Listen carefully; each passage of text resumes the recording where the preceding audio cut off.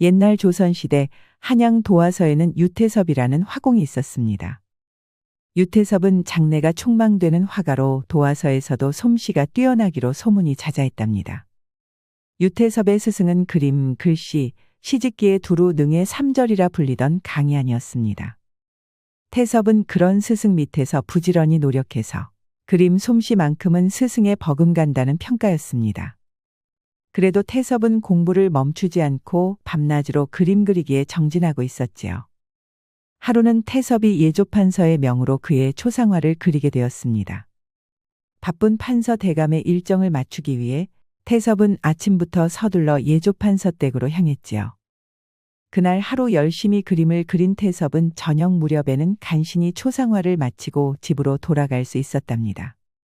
밤이 되기 전에 제를 넘을 요량으로 태섭은 부지런히 걸음을 옮기고 있었지요. 그런데 어디선가 여인의 비명소리를 들려오는 것이었습니다.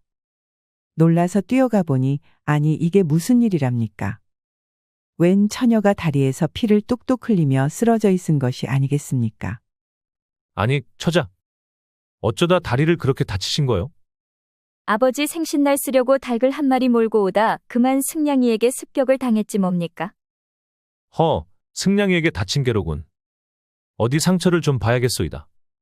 태섭이 처녀의 치마를 슬쩍 올리자 승냥이에게 물린 상처에서 시커먼 피가 흐르고 있었습니다. 들짐승에게 물린 상처라서 한시라도 빨리 처치를 하지 않았다간 골마 들어갈 것 같았지요. 안 되겠소, 처자. 자, 내 등에 업히시오. 내가 의원에게 데려다 주겠소이다. 아니 이렇게 감사할 때가. 선비님 감사합니다. 태섭은 처녀를 업고 의원에게 향했습니다.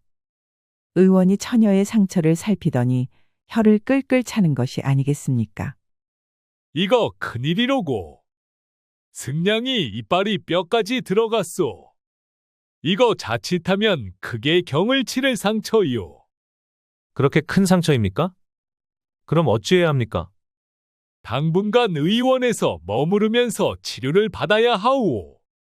의원은 자칫하면 다리를 잘라야 한다며 조심하기를 신신당부했지요. 허나 처녀는 고개를 저었습니다. 집에 병든 아버지가 있어서 하루도 집을 비울 수 없다는 것이었지요. 의원이 계속해서 말렸지만 처녀는 한사코 집으로 돌아가겠다는 것이었습니다. 태섭은 처녀의 사정이 참으로 딱해 보였습니다.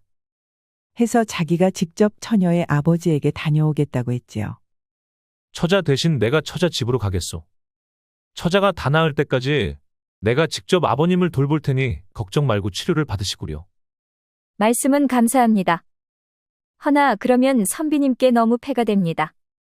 괴념치 마시오. 아픈 여인을 외면하는 것은 장부된 도리가 아니라오. 처자는 걱정 붙들어 매고 열심히 치료나 받도록 하시구려. 처녀가 거듭 사양했지만 태섭은 끈질기게 설득했습니다. 결국 처녀는 구슬 같은 눈물을 흘리며 태섭의 친절에 감사를 표했지요. 태섭은 일단 집으로 돌아가 기별을 하고는 곧장 처녀가 알려준 집으로 향했답니다. 처녀의 집은 산자락에 위치한 작은 초가집이었습니다. 허름한 모양새가 그 살림살이가 어떤지 짐작할 수 있었지요. 이리 오너라 하고 기별을 하니 문이 열리면서 아주 늑수구레한 노인 하나가 고개를 내미는 것이 아니겠습니까? 태섭은 따님이 다쳐서 의원에 있으니 자기가 대신 왔다고 전했지요. 노인도 어디가 아픈지 일어나지도 못한 채 연신 고개를 숙였답니다. 이렇게 친절할 때가. 미안하오, 선비. 이 몸이 성치 않아 일어나지도 못하고 이렇게 감사를 표하는구려. 괴념치 마십시오. 이제부터는 제가 처자 대신 돌봐 드리리다. 고맙소이다.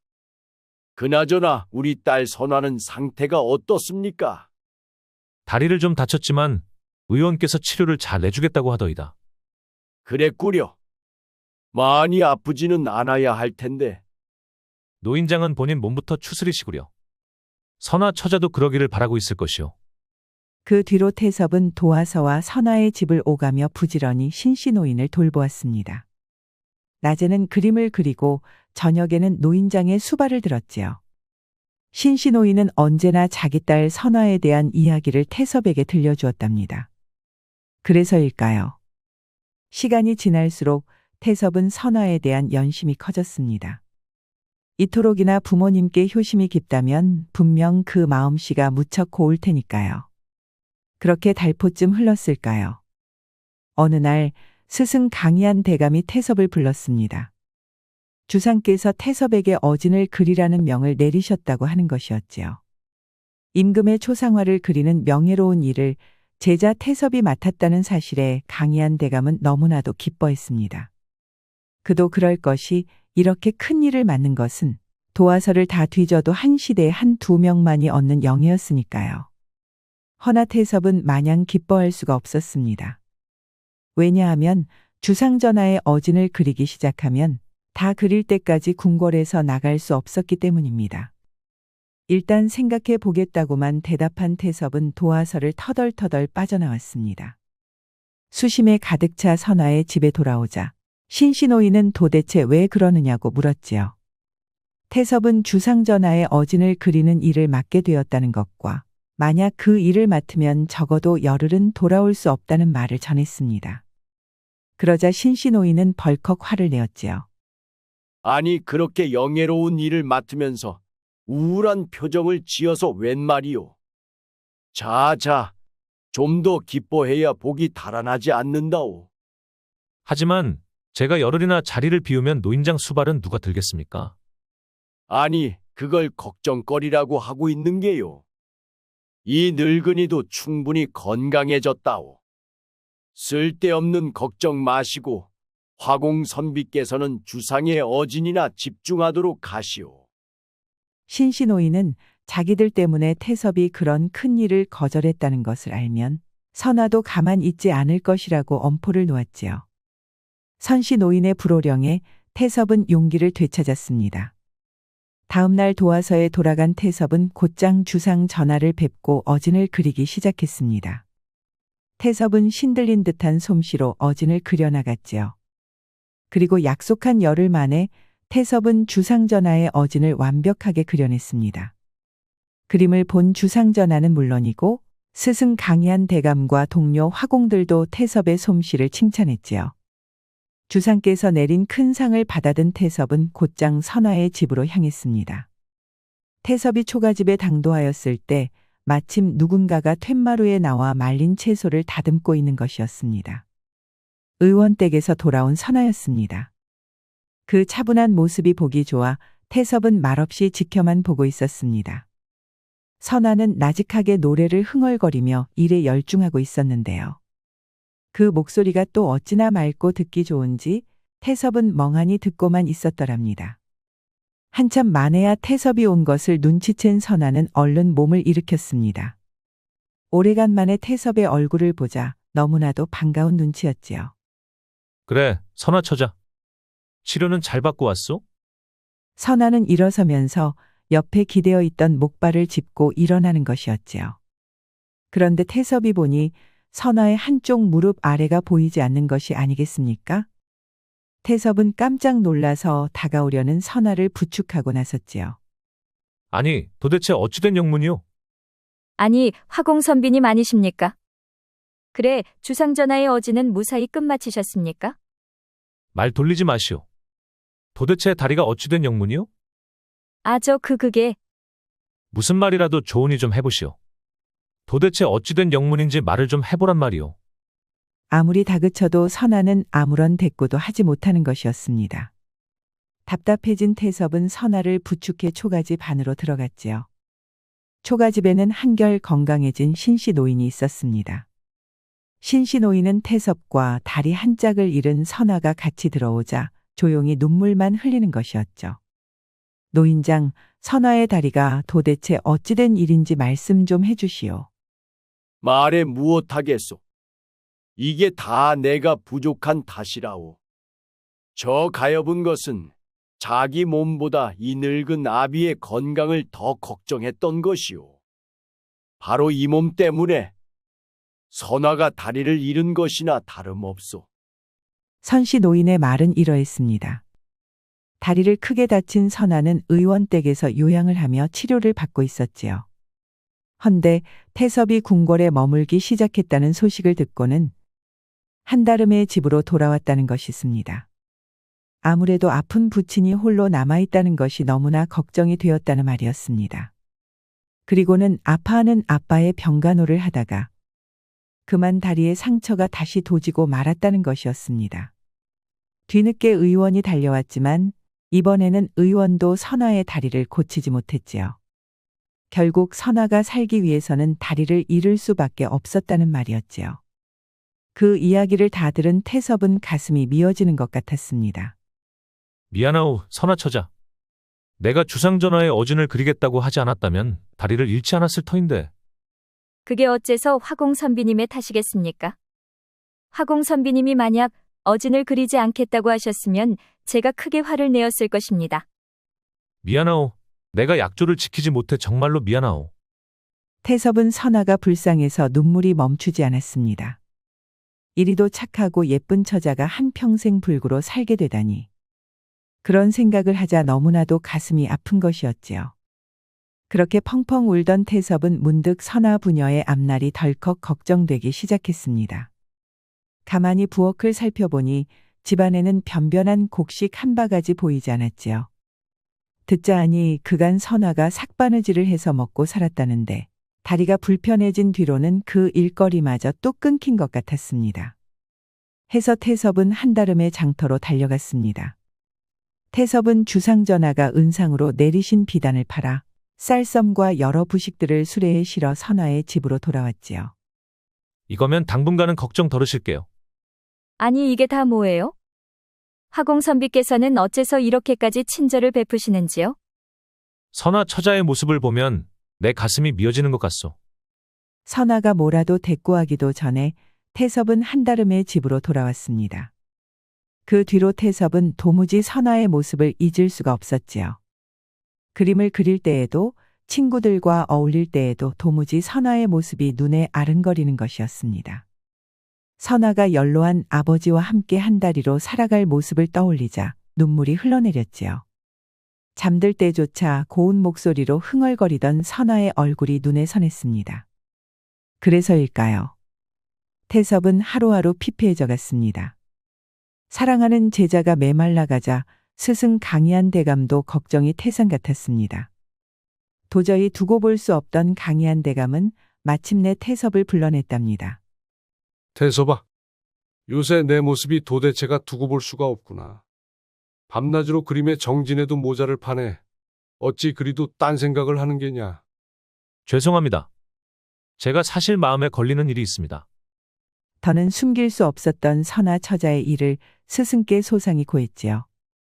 조용히 듣고 있던 강희한 대감은 고개를 끄덕였습니다. 그런 일이 있었다면 진작에 이 스승께 말할 것이지. 태섭아, 그리던 그림일랑 당장 중단하고 그 처자에게 가보도록 해라. 아니 스승님? 정말인가요? 어서 가거라. 그림도 중요하지만 그런 깊은 인연은 평생 한 번 오는 법이다. 어서 가서 당장 붙잡지 못할까? 스승의 말은 뜻밖이었습니다. 여인에게 빠져 그림 그리기를 게을리했다며 불호령이 떨어질 줄 알았는데 오히려 여인을 먼저 돌보라는 것이었지요. 그러면서 강희한 대감이 하는 말이 장불안, 사랑을 알아야 진짜 그림을 그릴 수 있다는 것이었습니다. 도와서 화방도감에게는 내가 말해두마. 가서 처자를 돌보면서 머리도 좀 식히고 오너라. 감사합니다, 스승님. 정말 감사합니다. 강희한 대감의 말에 태섭은 불이 나게 선아에게 달려갔습니다. 마침 선아는 잡곡을 씻어 죽을 끓이고 있었지요. 선아 처자? 집에 있어. 아니 화공선비 아니십니까? 다행히 집에 있었구려. 그럼요. 마침 선비님께서 주신 잡곡으로 미을 끓이고 있었습니다. 미음을 차린 상을 두고 태섭과 선아 그리고 신씨 노인이 마주 앉았습니다. 둘은 오래간만에 태섭을 본 터라 반갑게 맞이하였지요. 태섭은 선아가 다리를 잃은 이후에도 변치 않고 맑고 정성스럽다는 것을 알자 마음이 한결 편안해졌습니다. 자기가 알던 선아는 여전히 선아였으니까요. 해서 자기도 용기를 내야겠다고 다짐했지요. 미음을 다 먹은 태섭은 선아의 손을 붙잡았습니다. 선아 낭자? 오늘 오다 보니 도성 너머 인왕산에 개나리 진달래가 곱게 피었더군요. 만개한 꽃을 보니 선화 처자 생각이 절로 나더이다. 그러지 말고 우리 같이 보고 오는 것이 어떻겠소? 선아가 망설이는데 신씨 노인이 너무나 좋아하는 것이었습니다. 아무렴. 선아 너도 가끔은 바람도 쐬고 그래야지. 자, 어서 가거라. 화공선비 기다리게 하면 되겠니? 아버님, 그럼 다녀오겠습니다. 그래, 즐겁게 봄바람을 즐기다 오려무나. 신씨 노인의 허락까지 받은 선아는 태섭의 손을 잡고 밖으로 나왔답니다. 쩔뚝거리면서도 굳세게 걸음을 내딛는 모습을 보면서 태섭은 가슴이 뜨거워지는 것을 느꼈습니다. 아, 이 처자는 참으로 강하구나? 너무나도 강하고 당차서 눈이 부실 지경이구나. 이렇게 힘든 일을 겪고도 어쩜 그리 당당할 수 있을까? 선아를 등에 업고 마을을 벗어나니 흐드러지게 핀 개나리와 진달래가 둘을 맞이했습니다. 인왕산은 봄꽃에 휩싸여 아주 장관이었지요. 봄마다 꽃피는 인왕산을 찾았지만 올해만큼 예뻤던 적이 또 없는 것 같소. 어머나, 정말 아름답네요. 마치 꽃이 궁궐을 지은 것 같아요. 기뻐하는 선아의 모습에 태섭은 가슴이 미어지는 것 같았지요. 무언가 뜨거운 것이 북받쳐 오르다가 목에 걸린 느낌이었지요. 무엇라고 선아에게 대답하려고 했지만 입을 열었다간 울음이 날 것 같아 차마 입을 열 수가 없었습니다. 맑은 물이 흐르는 정자에 도착한 둘은 햇볕에 반짝이는 꽃과 계곡물을 보며 시간을 보냈습니다. 이윽고 한숨 고른 태섭은 평생의 용기를 모아 입을 열었지요. 선화 처자, 그대의 굳센 모습을 볼 때마다 내가 반드시 다짐했던 것이 있소. 네, 선화 처자를 보고 나서 꼭 마음먹은 것이 있소. 내가 이 말을 하지 못한다면 아마 나는 평생을 후회하고 말 것이오. 무엇인가요, 화공선비님? 부디 나와 혼인해주지 않겠소? 나는 선화 낭자 없이는 더 이상 못 살 것 같다오. 태섭의 청혼을 받은 선아는 아무 말도 없이 눈물만 흘렸답니다. 정말로 기쁜 말이었지만 몸이 불편한 자기가 앞날이 창창한 태섭과 함께할 수는 없었으니까요. 화공선비님, 제가 선비님과 맺어지면 너무 큰 짐이 될 거예요. 저같이 불편한 사람이 아니라 온전한 처녀를 맞이해 혼인을 하도록 하세요. 아니요. 내게는 오직 선화 처자뿐이오.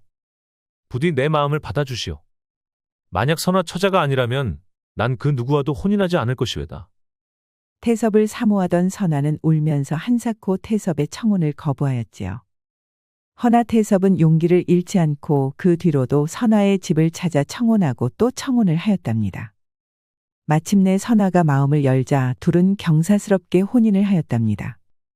이후 태섭은 도화서로 돌아와 스승 강희안의 업적에 버금갈 훌륭한 그림을 여럿 남길 수 있었습니다.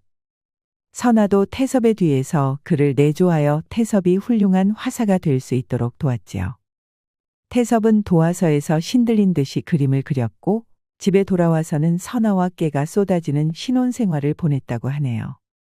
둘의 밤생활이 어찌나 금슬이 좋은지 소문이 쫙 퍼질 정도였답니다. 태섭이 안방을 찾을 때면 선아가 행복에 겨운 목소리로 밥만 부탁한다고 외쳤다나요? 밥만 가지고도 그렇게 행복하다니 참 부러운 일입니다. 그렇게 둘은 오래도록 행복하게 살았고 둘의 이야기는 이렇게 미담으로 전해지게 되었습니다. 태섭은 불행한 여인을 만났습니다만 사랑으로 그 불행을 행복으로 되돌려 놓았습니다. 선아는 불행을 만났습니다만 사랑하는 남자와 굳센 마음을 통해 그 불행을 이겨냈지요. 세상을 살다 보면 예기치 않은 불행을 맞이할 때가 있습니다. 그러나 우리에게 불행해도 꺾이지 않는 마음이 있다면, 그리고 우리의 불행을 함께 나누어 줄 사람이 있다면 불행은 더 큰 행복이 되어 돌아올 것입니다. 우리 영상을 시청하신 모든 분들께 행복이 가득하길 기원하겠습니다. 구독과 좋아요, 알림 설정 부탁드려요. 이후에도 재미난 이야기가 많이 준비되어 있으니 다른 영상도 꼭 보러 와주세요.